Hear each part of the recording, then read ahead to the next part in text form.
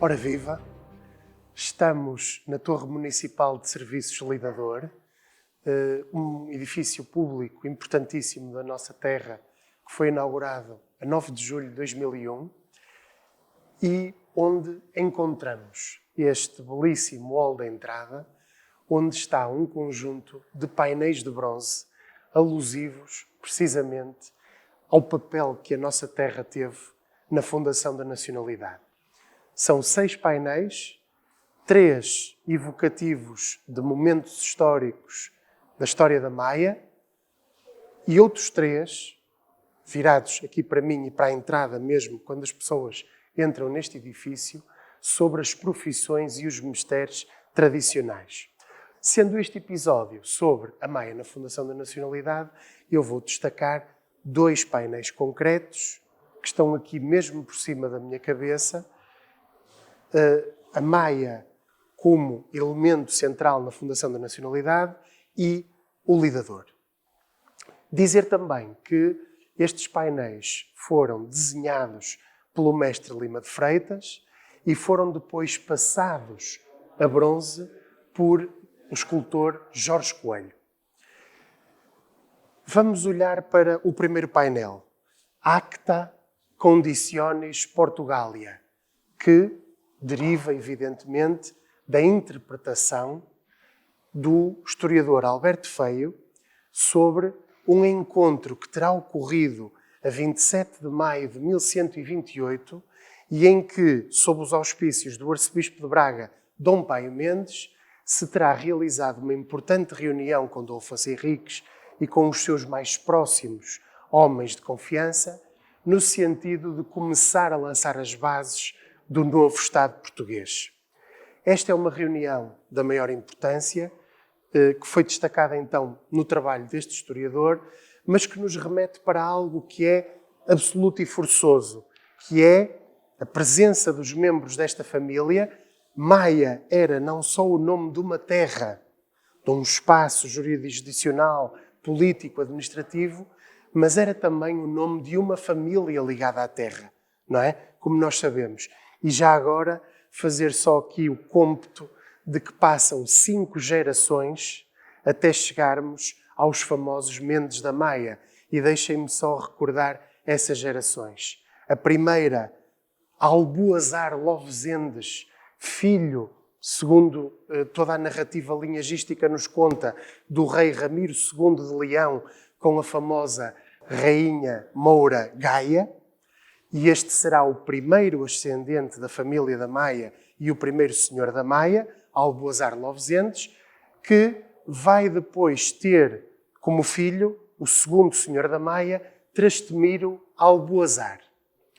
A seguir a Trastemiro Alboazar, a terceira geração será liderada por Gonçalo Trastemires da Maia e só depois, na quarta geração, é que aparece o pai dos Mendes da Maia, Mendo Gonçalves da Maia, quarto senhor, portanto, desta terra. Isto só para vos fazer perceber que para chegarmos aqui houve um longo caminho a percorrer de mais de 2 séculos.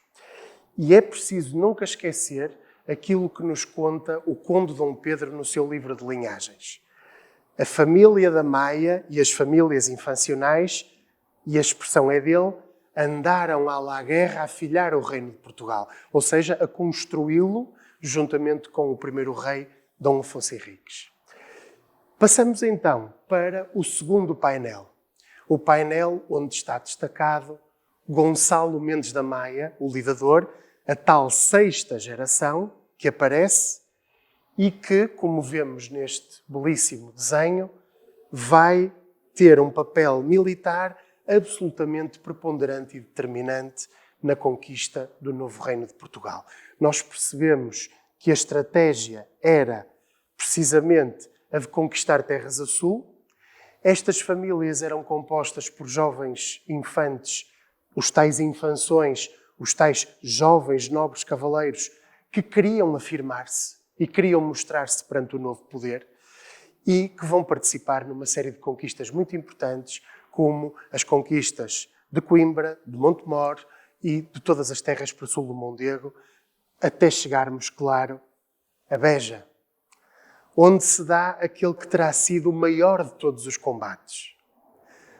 Nesse combate, Gonçalo Mendes da Maia, com 90 ou 90 e poucos anos,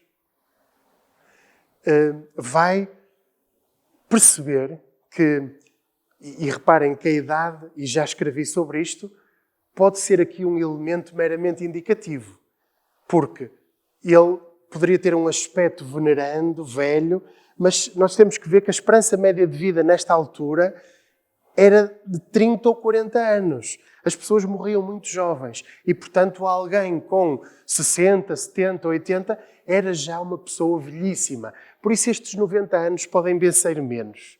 Isso é uma realidade factual. Agora, aquilo que nunca foi menor no caso de Gonçalo foi que ele foi valente, foi bravo e com ele arrastou dezenas e centenas de homens através do seu exemplo. E é isso que este painel de bronze nos evoca e penso que é exatamente isso que nós devemos refletir relativamente a esta figura. Mas para isso vamos andar uns metros, poucos na verdade, até à estátua do lidador que está aqui mesmo à nossa beira, para, precisamente com José Augusto Maia Marques, grande historiador maiato, nós explorarmos mais algumas curiosidades. Por isso, já sabem, venham connosco e vamos então perceber, junto da estátua do lidador, mais algumas curiosidades. Estamos na Praça do Município, Praça do Dr. José Vieira de Carvalho, aqui mesmo junto à estátua equestre do lidador, Gonçalo Mendes da Maia. Uma estátua cujos projetos e cujo, poderia dizer assim, historial se inicia no ano de 1979 e que culmina 5 anos depois, a 9 de julho de 1984, quando é finalmente apresentada publicamente aos maiatos, depois de um processo um bocadinho discutido, participado também de críticas, é normal. Este projeto, da autoria de Joaquim Lima Carvalho, acabou por ser lentamente apreendido pela comunidade maiata, porque, como poderão ver, tem traços arrojados para a época. Estamos a falar há 40 anos atrás, um toque modernista. Estamos a falar de uma estátua equestre, não é? E o cavalo é perspectivado de uma forma diferente, em altura, com alguns pormenores também metálicos, em bronze, interessantes, e depois a própria figura do cavaleiro, do homem da nobreza, Dom Gonçalo Mendes da Maia.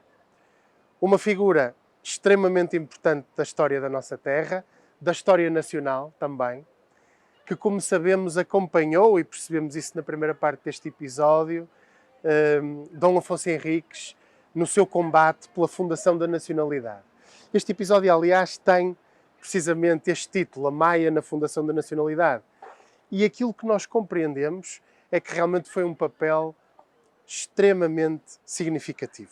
Só para terem uma ideia, e vamos já daqui a bocadinho ter aqui o nosso convidado José Augusto Maia Marques, o lidador acompanhou desde muito jovem a figura do infante, primeiro como moço infante Afonso Henriques e, mais tarde, mesmo junto a ele no campo de batalha, em vários combates. Um deles terá sido o de São Mamede e, por fim, um último no Alentejo, do qual também vamos falar a seguir com o nosso convidado, José Augusto Maia Marques, que eu vou chamar já de seguida. Cá estamos nós de novo, aqui junto à estátua do lidador. Porquê é que esta figura é tão importante para esta terra? Eu acho que todas as terras gostam de ter uma figura, seja uma figura real, seja uma figura lendária. O que era Celurico de Basto sem o Basto, não é?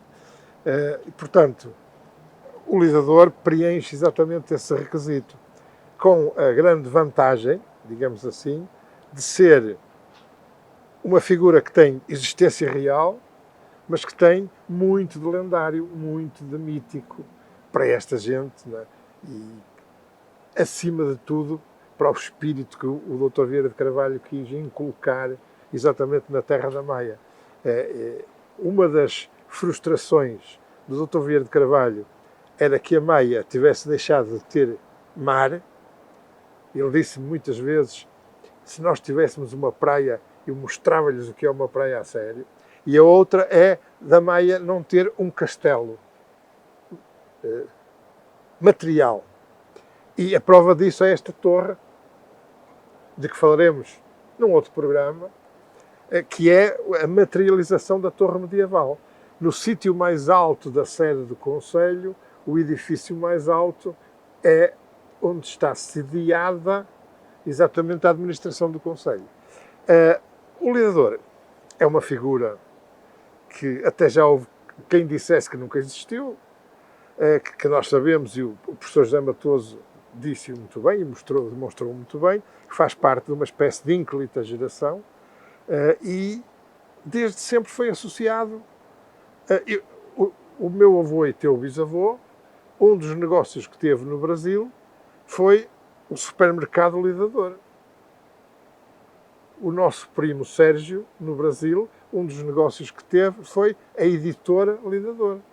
É uma marca Maiata. É uma marca Maiata que é exportada tal como se exportam os maiatos. Portanto, é de facto uma figura cimeira do Conselho.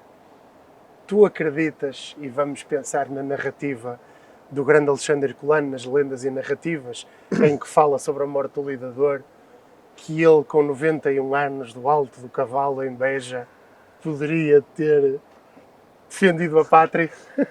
Eu não sei como é que é feita a conta, não é? Não sei se houve alguma falsificação nas certidões de nascimento. Confesso-te que não acredito, sobretudo se nós pensarmos como eram as espadas. Havia dois tipos de espada completamente diferentes. A espada do peão, que é mais pequena, que é para uma luta corpo a corpo, no mesmo plano, e depois havia a espada do cavaleiro, que era uma espada muito mais longa, porque tinha de descontar a altura do cavalo. E era uma espada pesadíssima. Eu confesso que me custa acreditar que um ancião de 90 e tal anos, para já conseguisse estar em cima do cavalo, mas mesmo que conseguisse manejar uma espada daquele tamanho.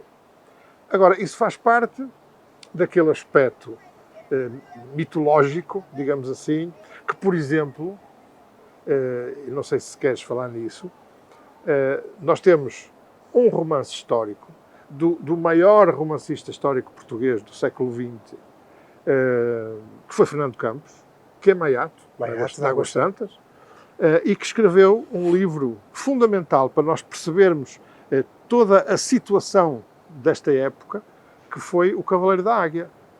E recordo-me perfeitamente de uma carta que ele escreveu, perante o desafio que o Dr. Mário Nuno Neves e eu, no fundo, a secundá-lo, fizemos para ele escrever O Cavaleiro da Águia. Ele pediu-nos material, nós mandamos material. E ele escreveu-nos essa carta a dizer, bom, mas isto é praticamente nada, portanto, eu tenho de tecer aqui à volta uma série de coisas se quer construir um livro.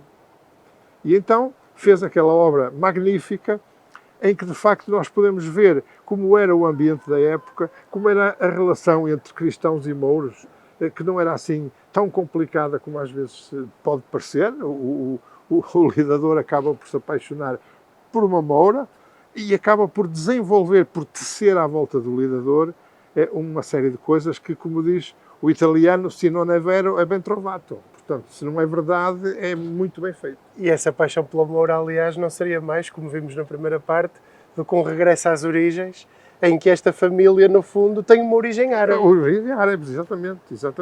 Muitas vezes se esquece isso, ou se esquece ou se faz por esquecer, mas é verdade. Exatamente. Seguramente que aqui está, em várias camadas, e falavas nisso, não é? Descascar a peça de fruta e ver as camadas mitológicas e também as históricas. Aqui estará o parceiro, o conselheiro, o estratega, mas aqui estará também o fronteiro mórdo entre Douro e Minho, aqui estará também a pessoa que ajudou muito na consolidação militar da independência, mas também que, junto com os seus irmãos, Paio e Soeiro, ajudou e faz aqui uma espécie de um triângulo virtuoso de grande influência desta família na própria afirmação da nacionalidade. Sem dúvida, sem dúvida. Embora o Soeiro tenha tido um papel um bocadinho mais apagada, digamos assim, ou pelo menos historicamente, mas o Paio e o Gonçalo foram fundamentais nesse processo, porque não só por aquilo que fizeram enquanto guerreiro um e enquanto bispo outro, mas também por aquilo que fizeram auxiliando e aconselhando o nosso primeiro rei, que então ainda era infante, ainda era príncipe, não é? Portanto, eles são, no fundo, 2 dos 5 ou 6 grandes conselheiros que o rei teve e que, felizmente, puxaram todos no mesmo sentido, que foi, de facto, no sentido da independência nacional. Quem não deve ter gostado muito de tudo isto foi a Dona Teresa. Pois não, a Dona Teresa não gostou. Mas antes que que terminemos este programa, eu gostava de chamar a atenção para 2 pormenores relacionados com esta escultura. O primeiro é a importância que o Sr. Engenheiro Moreira de Figueiredo, que era na altura e foi até se aposentar engenheiro diretor municipal, teve na conclusão deste processo, na dinamização e na conclusão deste processo, que foi um processo muito arrastado, meteu concursos, meteu várias complicações, e, portanto, ele teve um papel fundamental, inclusivamente na aceitação deste projeto, que foi o projeto vencedor.